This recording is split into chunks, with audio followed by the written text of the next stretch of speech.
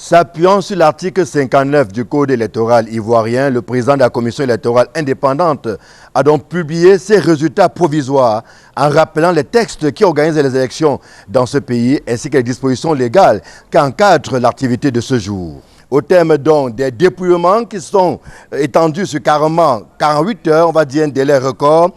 Monsieur Alassane Ouattara, 3 759 030 voix, soit 89,77% des suffrages exprimés.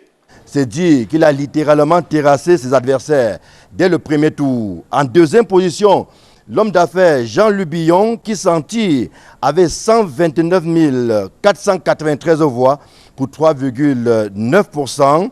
En troisième position, Simone et Yvette Barbeau qui totalise 101 238 voix pour 2,42% de suffrages exprimant sa faveur.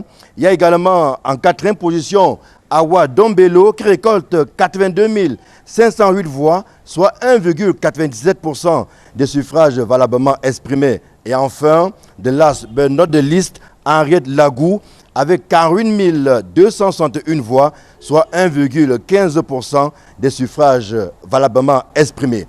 L'on retient des données publiées par la commission électorale indépendante qu'au départ, il y avait 8 568 456 électeurs, comme votants 4 292 274, bulletins nuls 105 156, bulletins blancs 66 788, suffrages valablement exprimés 4 187 318. Des élections qui n'ont pas été très courues si on s'en tient au taux de participation qui se situe autour de 50,10%, un peu loin des 53% enregistrés en 2020, tout en rappelant que le record en termes de participation pour une élection ivoirienne date de 2010. Cette année-là, au premier tour, c'était 83% et au deuxième tour, 81%.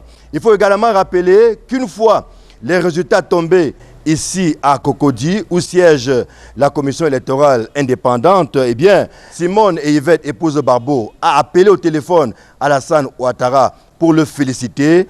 Il faut également dire que la CEI, tout en saluant la mobilisation des Ivoiriens de l'intérêt du pays, ainsi que ceux de la diaspora, a relevé pour le regretter des incidents ou des actes de violence et voies de fait ayant entraîné des destructions de biens, des blessés graves et des pertes malheureusement en vie humaine.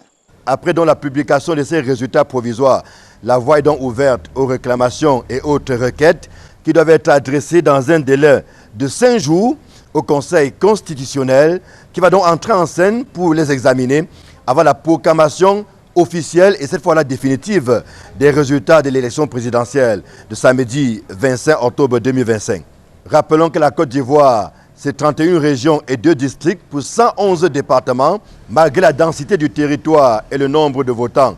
Voici que les résultats de l'élection présidentielle sont connus au bout de 48 heures, alors même que la loi donnait un délai de 5 jours. Ici, dans le siège de la commission électorale indépendante, où les résultats ont été publiés, Joël Essengé, Marcelin Gansop, Equinox Télévision.